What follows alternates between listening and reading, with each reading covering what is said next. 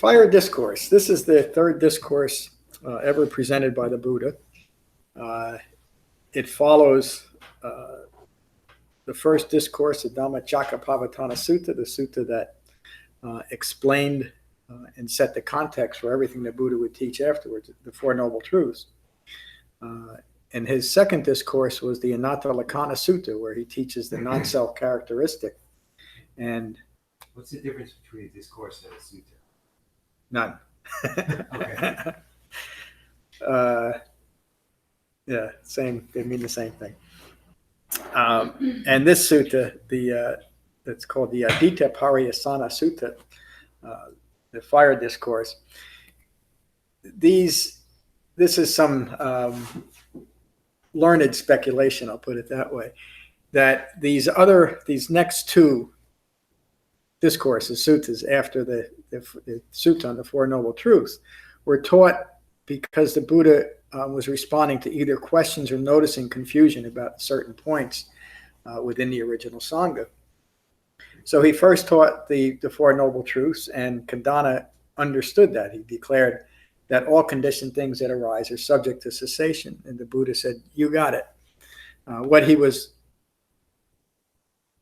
explaining his understandings toward is the understanding of impermanence. So if you look at the Four Noble Truths in a general sense, they speak to impermanence. And the reason why I'm making this point is the Buddha's Dhamma is taught to gain very specific insight. It's not some generalized insight as is often taught today, that just you should have insight into washing the dishes or eating a kumquat. That's what good things to have, but they have nothing. There's nothing helpful there in developing the Dhamma. The Buddha taught that we should gain insight into something called the three marks of existence, the impermanence of all things, the misunderstanding of self, and the Buddha used the term anatta to describe that, and resulting suffering that follows from a misunderstanding of the first two. So in general, the Four Noble Truths teach an understanding of impermanence. The second discourse the Buddha gave teaches to that second mark of existence, the not self characteristic. And this third sutta discourse that I'm going to talk about today, if I ever get to it, teaches dukkha arising from the misunderstanding of that.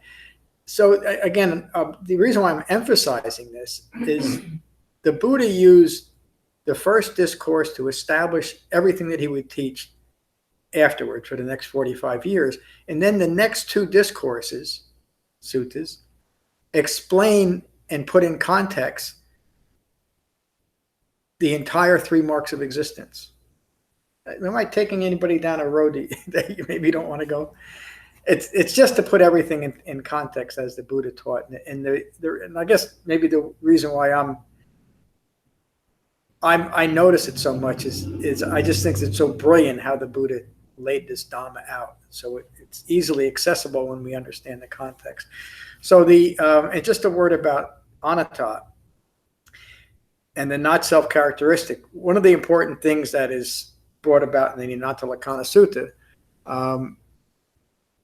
is that the common belief in spiritual circles during the Buddha's time was in a belief in atta, which means in the Vedic scriptures, an overarching supreme godlike being or a system. It's portrayed two different ways.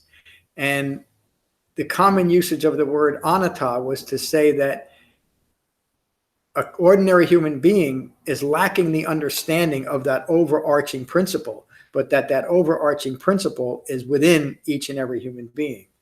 The Buddha discounted that. He realized through his development of understanding that that's not truth. That's not something that is even useful in developing understanding.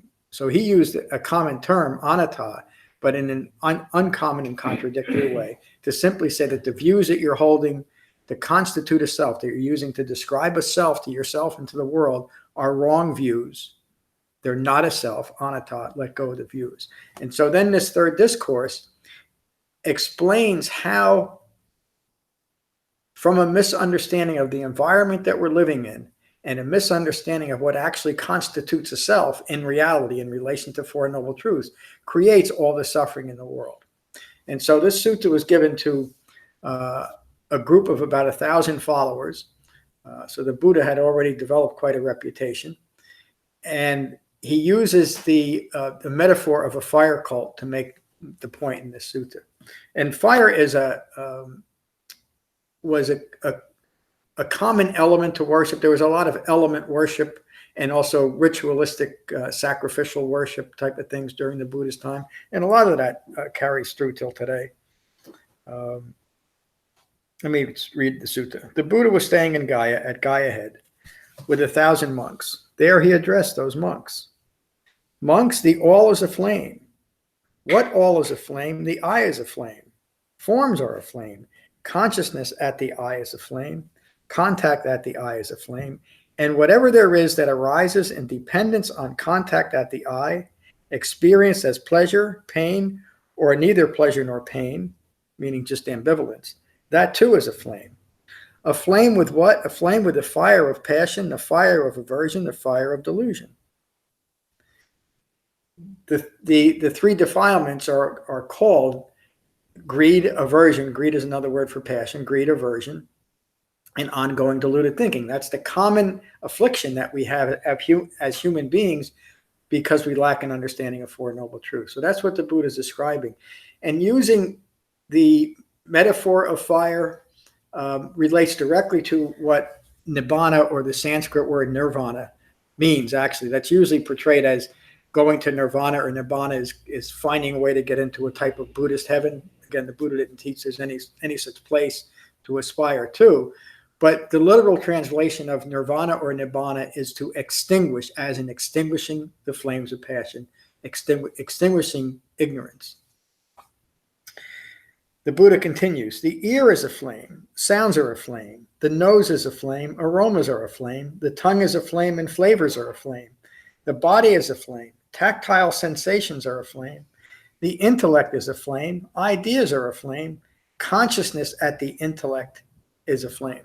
It's an interesting line. So the Buddha is making a difference between consciousness, which is consciousness in this sense is ongoing thinking rooted in ignorance, and the intellect. And in this way, the reference to the intellect is more as a structure that's holding knowledge, or a structure that's holding wrong knowledge, rooting in wrong views.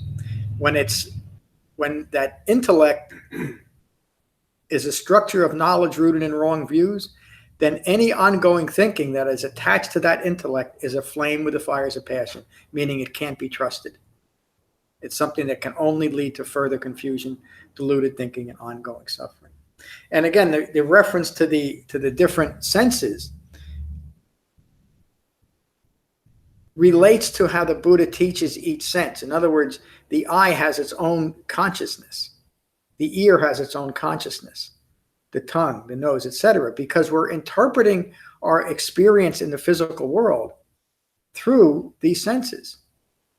And when those senses are rooted in ignorance of the Four Noble Truths, the perceptions that are formed by that contact with the senses can only increase that ignorance, because we're lacking the proper view of how to interpret things. So something that makes us feel good, because we're lacking an understanding of the impermanent nature of it and the way that we cling to things that make us feel good, we cling to things that make us feel good. And that sets the whole chain of dependencies, and I'm talking about dependent origination now, that leads to ongoing confusion, delusion, and suffering. So in a very real sense, the Buddha is teaching that when our minds are rooted in ignorance of the way things truly are, we can't trust our own senses. And of course, I'm not saying we can't trust our own senses to navigate the world, but we can't trust our own senses in describing ourselves in relation to the world. Why? Because our senses are inflamed with passion, with aversion, with deluded thinking. Is that clear? Because that really is the essence of what the Buddha is teaching here and what I hope to teach today. So if it's clear, we can go home now. No, it's a great sutta. Let me finish it. Consciousness at the intellect is aflame. Contact at the intellect is aflame. So again, the coming in contact with the external world through our senses, connected to an intellect that is rooted in ignorance of Four Noble Truth, a structure lacking true knowledge, becomes aflame. So anything that we come in contact with at that point is subject to confusion, delusion, thinking, ongoing deluded thinking, and suffering. And how do we get out of this? We gain insight into the three marks of existence and let go of all of that confused, deluded thinking. The same mind that is awakened is seeing things differently because it's seeing these things from the point of view of right view. Another word for that in this case would be right understanding. Buddha continues, and whatever there is that arises in dependence on contact at the intellect, experience as pleasure, pain, or neither pleasure nor pain, that too is a flame. And it's such an interesting line here, neither pleasure nor pain, meaning the things that we're ambivalent about, which is really most of our lives. We don't want to realize that. But because of a mind rooted in ignorance that creates very powerful and subtle strategies to ignore its own ignorance, most of life is felt with ambivalence because we simply can't handle constantly labeling things. So in essence, we're withdrawing from most of our lives. And the reason why we do that, and the efficacy of ignorance that allows us to do that, is ignorance. Our minds are always in the past or in the future. The Buddha's Dhamma, the radical acceptance that's developed through the Buddha's Dhamma, is it unites the mind and the body with what's occurring right here, right now, and it keeps it there. It's planted. It's planted in right view. Because of right view, there's nothing to take the mind out of the body and start objectifying it, the things past or future. Is that clear? Somewhat. Okay. And again, that just to explain that line, neither pleasure nor pain, there's often mystical and magical connotations put on that. I know you don't do that because we don't teach it here. But it's simply the general ambivalence, or you could even call it melancholy, about a lot of our lives. I have a question. Yes, Mary. When you are in a situation where you're uncomfortable or something's happening that you're not happy about, I tend to say this is not permanent. This too shall pass. But in doing that, aren't I kind of living the future or thinking about the future instead of thinking about the present moment? Yeah. Well, it's impossible for me to understand exactly how you're seeing it, but it sounds like, yes, you're waiting for this to pass, which is projecting your mind even in the next moment, rather than understanding that it will pass, period. And that is a significant point, isn't it? I'm glad you brought it up. So it's not that I hope this will pass. It will pass. And we don't need to know when either. We just have an understanding in general of impermanence, that all things are impermanent. And ultimately where that takes us to, and this is where proper meditation is important, using meditation only to develop concentration, is so we can see that process, realizing that ultimately it's not the things of the world that we're attached to, it's our own thinking. And when we realize that and understand that every one of our thoughts is as impermanent as anything else, then we let go. The Buddha refers to that as being attached to ideals or ideas. Then we'll let go of those ideas. And Mary touched on that beautifully there. You can have an idea of impermanence, which is, well, relief is in the future because of impermanence, or an understanding of impermanence, which is simply whatever's occurring right now is impermanent, period. Not that it'll end at some point or when will it end. And in so doing and seeing that subtle difference in what's occurring allows us to let go of it, to whatever's occurring, to be any different than what it is. And so then what's occurring in this moment, from a mind that is well concentrated and well framed by the refined mindfulness of the Eightfold Path, will experience the moment and what's occurring in the moment in an appropriate way. So something that is often misunderstood is when I finally let go of all views, all wrong views, rooted in ignorance of Four Noble Truths, what's going to happen? I won't be able to feel anything. It's just the opposite. You'll be able to feel deeply without the need for that feeling or the thought to be any different than it is, because it's framed in reality. So when it's appropriate to feel deep sadness, you will. And when it's appropriate to feel joy, you will. By the way, when it's appropriate to feel anger, you will, but there'll be no blame attached to the anger. And this is something that really throws people for a loop because we think that anger is wrong. Anger, framed in reality, is simply an acknowledgement of what's occurring. And it doesn't arise to the level of violence, whether it's imaginary or overt violence. It's simply angry of what's occurring, along with every other human emotion. So guess what? We get to feel whatever we want to feel whenever it's appropriate to feel. In the Bhattacharya Sutta, the Buddha concludes that sutta by saying we gain the ability to think what we want to think when we want to think it. That means at any time, with our mind united in our body, our thinking is appropriate to what's occurring. And that's how peace and equanimity prevail, no matter what is occurring. Thank you, Mary, for that for that thought, and it led to something, didn't it? The Buddha continues. Aflame with what? Aflame with the fire of passion, the fire of aversion, the fire of delusion. Aflame, I say, with birth, aging, and death, with sorrow, regret, pain, distress, and despair. That is how the Buddha describes dukkha, or suffering. Birth is suffering, aging is suffering, sickness is suffering, death is suffering. Not getting what is desired is suffering. Getting what is undesired is suffering. And he would always conclude that by saying, in short, the 5 clinging aggregates are suffering. Which 5 clinging aggregates describe the ongoing personal experience of suffering. And we become aflamed or inflamed with this personal experience of suffering. Excuse me.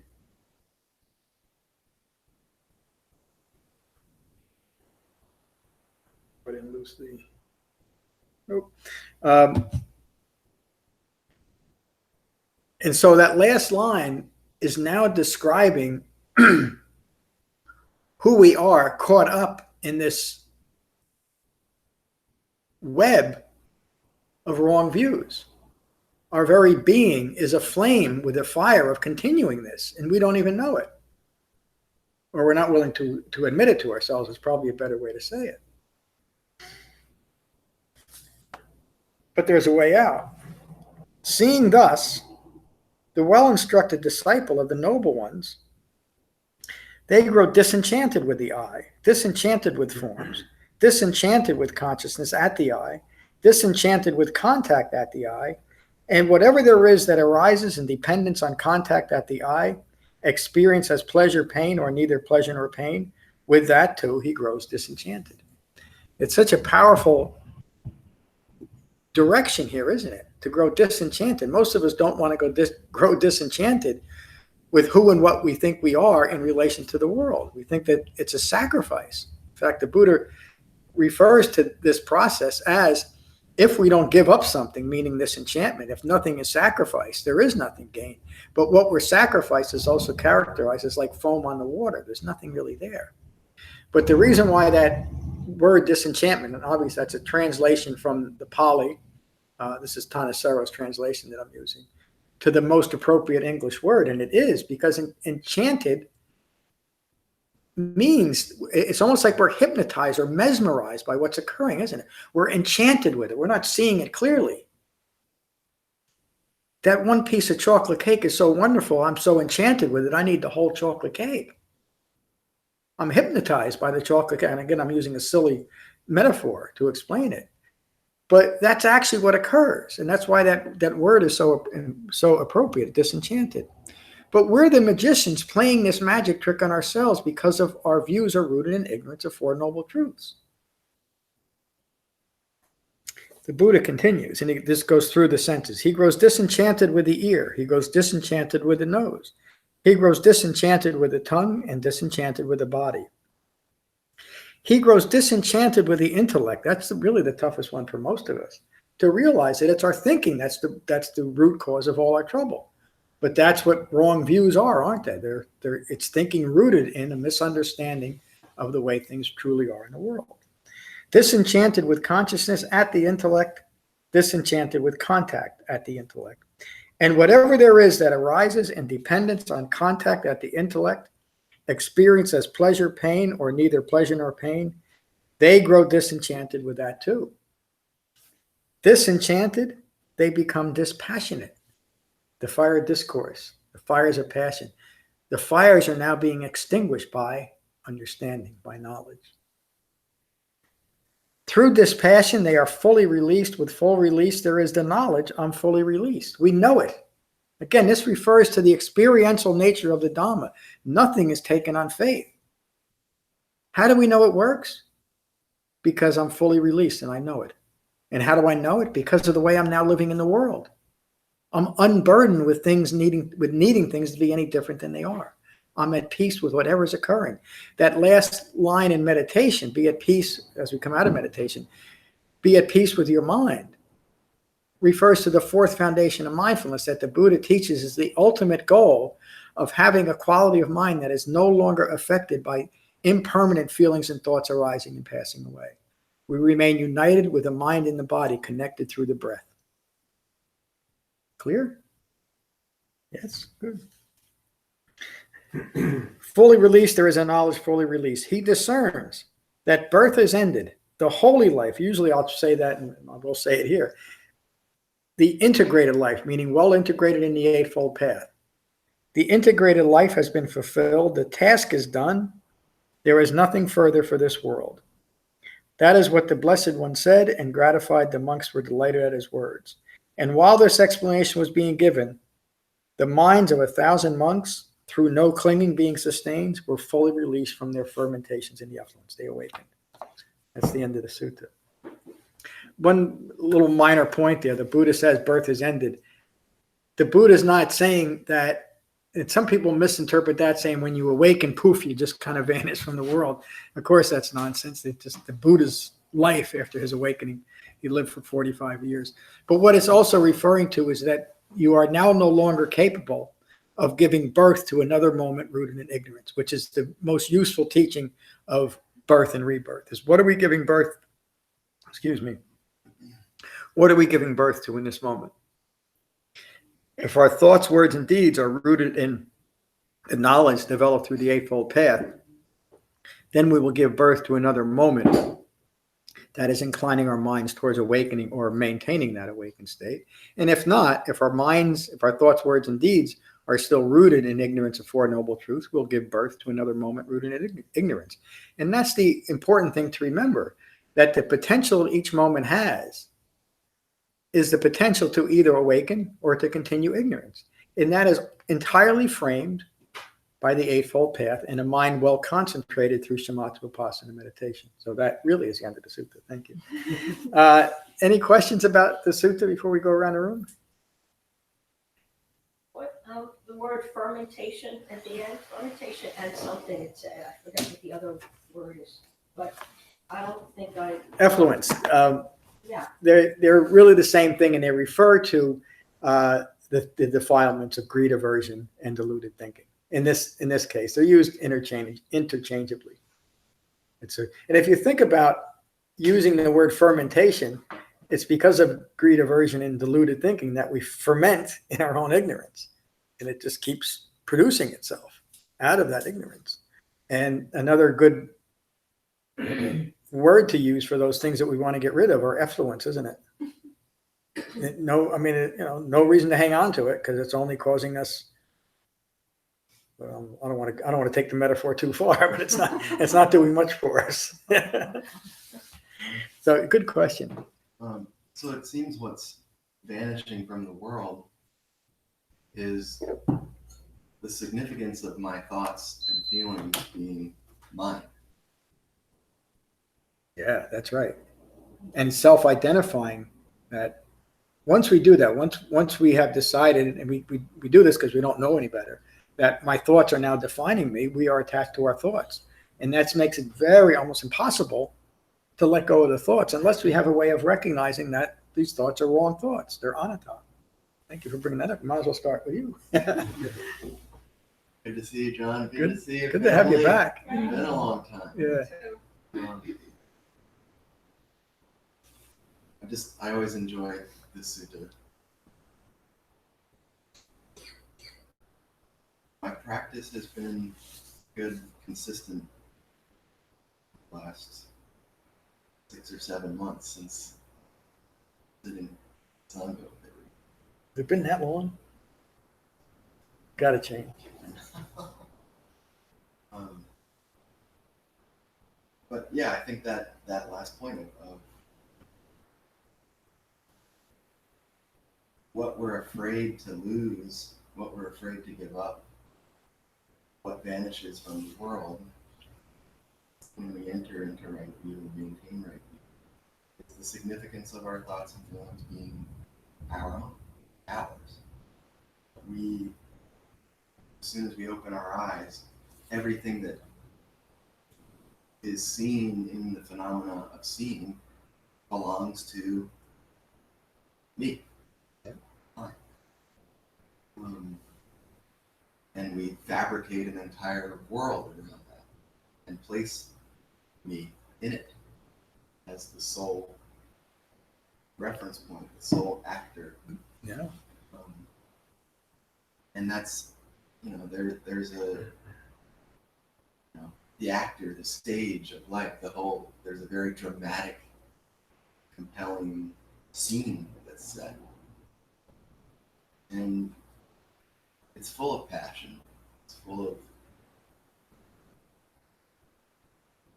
despair at times, difficult times. And that's really, addicting. We can't get enough of that. It's very compelling to experience our life as a saga, as a drama, as a great show. But obviously the Buddha was able to release his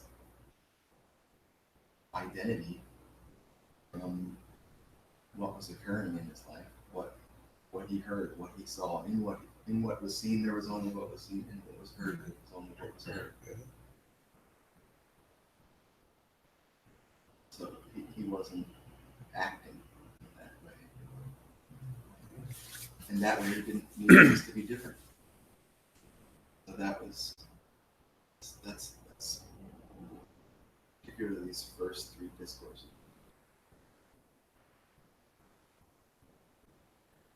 It's foundational. Okay. Thank you. Good to see you. Matt is teaching his Qigong class today after our class too, so I hope you can all stay. It's really a wonderful complementary practice to what we're doing here. Lorna, good to see you. Good to be here. I've really enjoyed listening to this sutta. I know I've sat through it many times before. I really got a lot out of it this morning. The Buddha cannot make it any clearer. You can't think of another way of putting all this information over as the problem as he sees it in another way. I mean, he's saying that describing the problem as clear as he can. Yeah. For us to understand the problem and work towards releasing our thoughts along those lines. And you cannot help but just marvel at how wonderful it must have been for him to work this problem out and see the world as he is now seeing the world. Yeah. Without the craving and the clinging and the fire and the passion and everything else and the aversion that we have, just to see life as it really is. And he's the only one there trying to put this information. I mean, it must have been incredible. Yeah. It must have been. Yeah, I really enjoyed it. It's made so much sense to me. I think I am beginning to not get caught up in phenomena like I used to do. And sometimes I feel that I go sort of many hours without sort of really judging and I'm more accepting of life just as it is, whatever it is. I'm just more accepting of life just as it is. So it's working. Keep on coming. Thank you. And you don't feel like you've lost anything, have you? I don't feel I've lost anything, but there's something that holds you back going down this road that Yeah. you just can't go. You see the problem, you understand it, but you just can't go bothering. Just you can't just run after it. That's it. That's it. You just go for it. You can't. You just somehow you just want to hang on to who you think you are, which is what Matt was just talking about. And a single word that describes that is aversion. Yeah. That's all it is. It would be lovely to just, okay, I've got this, boom, go for it. Somehow your mind, you just have to work at it. He said, I don't feel like it, but I've lost anything. Well, I don't. And I understand I haven't. But it's still hard work to do. It's still, even though the common sense and the reality is all there to be seen, to be understood. It's a daily, hourly, sometimes even moment to moment. Yeah. That's just for you to release Yeah. yourself from the thoughts. Yeah, it takes continued effort. It takes kashanti, persistence.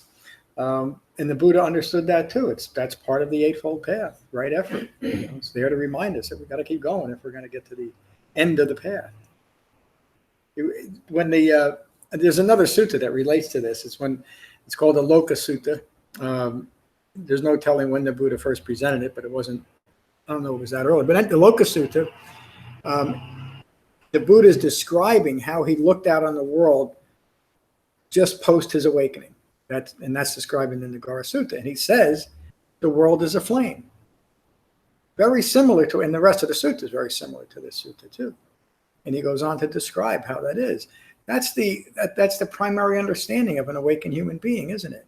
Because we get burned, carrying the metaphor, we get burned by things that are aflame, aren't they? We're keeping the torch going by our own ignorance, by our own refusal or aversion to let go of the thoughts we're using to define ourselves within this world. Again, they're just wrong views. Let go of the views. They're anatome. Thank you. Jen, good to see you this morning. You too.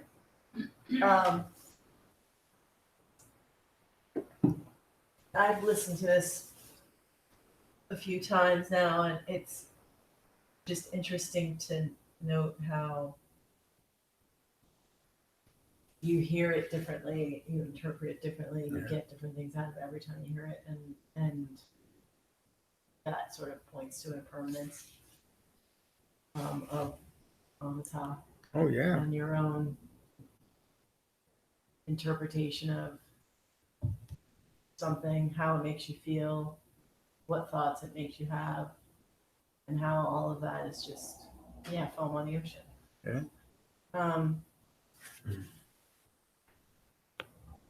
I was thinking about this yesterday when I was taking my dog for a walk by the river, and it was like perfect time of day where the sun was like hitting the river at the perfect time, and it was beautiful, and I kept having to bring myself back to to the moment, because I kept thinking about how it would be cool if we got a boat, or at least a kayak, or maybe we should have some people down, have a picnic here. And it was just always these thoughts arising that were not what was happening and distracting me from the present moment. So the world is a flame. Even when you are experiencing something that is maybe that you consider should be peaceful, it can not be if your head's in the wrong spot. So, ongoing. Yeah, it's great insight too to see that because it wasn't like they were unpleasant or troubling thoughts that you had. They were just taking you out of what was occurring. And it was started to frustrate me. I started to react to having the thoughts of like Yeah. things that were out, and so there's Yeah. just even like somehow within the context of teachings, like Anata can still, but it's Yeah, and something, it should be that way, because in that moment you're distracting yourself Right. by your thoughts, interesting. Yeah. and so really you could say the appropriate feeling is frustration at being Right. distracted, Right. because that's the beginning of recognizing what's occurring, so Yeah. you can simply abandon it. So that's all part of it, and it does get almost too subtle to, Yeah. you don't want to get too deep into it. Right. Just recognize that this is the process that's occurring. Yeah. It's the Eightfold Path doing its work. So, thank you. Lisa, good to see you this morning. Good to see you too, John, and to be here. Yeah, Wonderful. I think so too. I really like this sutta a lot. I felt like I understood it and I could identify with it. I saw the metaphor where the idea of the fire in different ways, and I understand like fire as how passionate people are about things. And I think that there's a lot of, it's not passion, but what's it? Catastrophize that. Catastrophize? Yeah, Mm, making things worse than what they really Mhm. Yeah. Catastrophe. yeah, boy, there's a lot of that going on, isn't Yeah. there? When you hear conversations, everything is a catastrophe. Yeah. And isn't that such a good example of an intellect that's aflamed? But I also like the idea of fire, maybe in a total different way, as the ultimate changeable thing. Yeah. Every split second, it's changing what it looks like. Yes. And that's a great example of relating fire to impermanence, isn't it? Because of course it's the most dramatically impermanent thing that we have, isn't it? Fire. It can be so powerful in one moment, and the next moment it's not even there. Poof. Yeah, boy. Great insight, Lisa. Thank you. I interrupted you. I'm sorry. No, Thank you. Becky, good to see you this morning. Very good to be here. Well, I think that this sutta is so powerful because I feel like you could just take this sutta and go back to it over and over again, and it would help you to progress. Yep. Even even if you're not close at all to being there, it sort of, it gives you everything you need to know.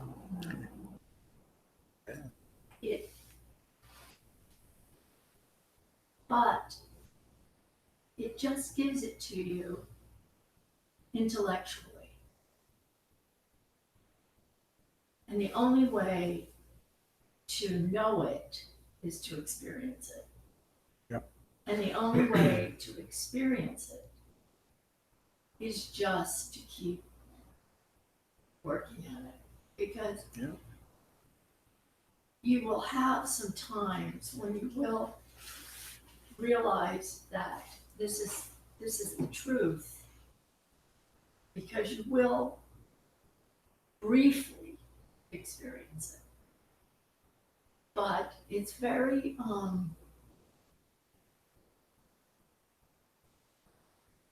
it's very daunting because it's so hard to keep going, to keep. Yeah. So that's why we need to be And very when you gentle. started, this late in your life,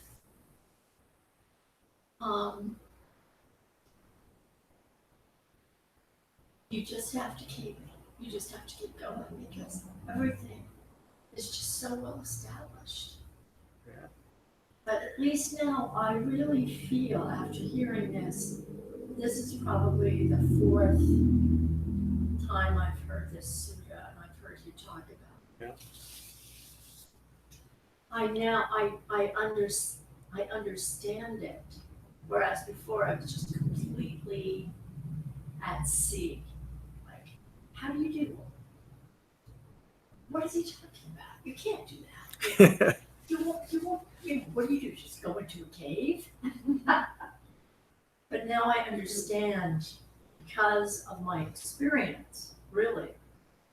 I understand what this is telling you is possible. So it's a great suit. Thank you. And it relates to Many times. it relates to the third noble truth. Cessation of this process rooted in ignorance is possible. Right. And it's possible for us at any age. And even the older we get, the more we've been holding on to these things, they're still just like foam on the ocean. Now, the new brain science and what they're understanding about neuroplasticity, the reason I'm bringing it up is they haven't been able to make the point that the longer you're holding on to something, the more embedded it is in your brain. In other words, the more hardened plastic it becomes. So I think that the process, no scientific reasoning behind this, is that it's the same for whether we're 50, 60, 70, or 20, 30, 40. It's still the same process. But some people take longer. It took Ananda 45 years with his cousin, the Buddha, plus a month after the Buddha died to awaken. But the point is to engage in right effort and continue. That's really all that we can. It's really all that we should be concerned with anyway. And again, be very gentle with ourselves. That's exactly right. Yeah. That's all we should be concerned with. But like Matt alluded to, but we should also take to it like the cow is right behind us. Yeah. Because it is, we You don't. might get crushed by the cow. Yeah, we never know. So, Anthony, good to see you this morning. Always love it during Fire Discourse. Yeah. And I was thinking about what Matt said, and I would actually even expand that to say that everything we think we own, we don't own. Any possessions we think we own, we don't really own. Yep. Either we're going to survive it, or it's going to outlive us. My car won't survive me, but my house probably will. But in any case, I don't really own it. That's right. And I was thinking, like, Rolex used to have that commercial that said you don't really own a Rolex, you rent it for life. And I don't think that's a spiritual company, but there's a lot of truth in that statement. It's all these things that we fight for and we struggle to gain all these possessions. We don't really understand that the principle of impermanence kicks in and it's really not ours anyway. Yeah. And it applies to a Timex as well as a Rolex. Yeah. Keeps a little. I forgot that. And the ultimate thing, matter of impermanence to come to grips with is death, and if you can come to grips with that, then the rest is child's play. Yeah. And I've had this thought that death is really a useful thing, because without death we would never accomplish anything in life. Because why would you care? You live forever. Yeah. So I see benefit in it. And when Jen was talking about the distraction, when we were meditating, I got so used to the air conditioning that when it went off, I said, wow, there was a noise there. And that's kind of the way the distraction of our mind is. Yeah. It just becomes so ingrained that it keeps rolling around. And this practice is what wakes us up to the distraction, just like the automatic air conditioning turning off. You know, we see it, and without this practice, many of us might not see it. It might just keep rolling. So, so thank you for that. Yeah. Thank you for that too. It's great. It was. I was looking forward to it. I was doing a lot of reformatting on the entire website, and so I was coming up against things doing that, just going through everything that's on there, saying, "Well, I want to teach this thing." This was what came up. There's a bunch of. I got a list of about 20 teachings that I haven't given in years that'll be coming up. So stay tuned. Keep coming. Rory, good to see you this morning. How are you? Good. Good. How's your practice going? It's going well. Good, good. With it, as we talked about, Oh, good. You were able to download the guided meditations? I wasn't. No, we can show you afterwards when it just plays it. Oh, yeah, I'll show you. What did you, anything you'd like to talk about with this today's sutta? Just that, yeah, I just really got a lot out of the sutta and everyone's insights. Yeah. Really, really enjoyed it a lot, and I feel open and absorbing. We're glad you came, and welcome to our Sangha. And, you know, I can say till I'm blue in the face that the importance of the Sangha until you experience it, how important it is to hear each other as we're developing the Dhamma. The Buddha said you can't do it without a Sangha, and he was right. I'm glad you're here, and I'm glad you joined us. Mary, good morning. Good to see you.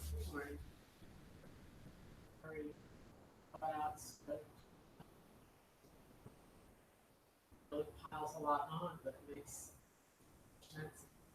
it makes so much sense. Yeah. Listening to these teachers for a while. Yeah, you could. Thank you. I'm glad you're here. Dude, what a great class. I can't think of any announcements except Matt. Stay for Matt's Qigong class. The retreat, our next retreat begins September 20th for 4 days. There's plenty of room to join us. The new app is out. It's been out for a while, but I just got done reformatting and reformulating the entire website, so it should work a lot better for the app. Let me know how that, if you have, let me know either way. If you enjoy it, fine. If you're finding some difficulty, please let me know too. But we'll finish with metta as we always do. So again, find your relaxed meditation posture and take a moment to become mindful of your in-breath and your out-breath. And these are the Buddha's words on metta from the Karaniya Metta Sutta. This is what should be done by one who is skilled in goodness and who knows the path of peace. Let them be able and upright, straightforward and gentle in speech, humble and not conceited, contented and easily satisfied, unburdened with duties and frugal in their ways, peaceful and calm and wise and skillful, not proud or demanding in nature. Let them not do the slightest thing that the wise would later reprove. Wishing, in gladness and in safety, may all beings be at ease. Whatever living beings there may be, whether they are weak or strong, omitting none, the great or the mighty, medium, short, or small, the seen and the unseen, those living near and far away, those born and to be born, may all beings be at ease. Let none deceive another or despise any being in any state. Let none through anger or ill will wish harm upon another. Even as a mother protects with her life her child, her only child, so with a boundless heart should one cherish all living beings. Radiating kindness over the entire world, spreading upwards to the skies and downwards to the depths, outwards and unbounded, freed from hatred and ill will. Whether standing or walking, seated or lying down, free from drowsiness, one should sustain this recollection. This is said to be the sublime abiding. By not holding to fixed views, the pure-hearted one, having clarity of vision, being freed from all sense desires, is not born again into this world. Thank you all for a wonderful class this morning. Peace.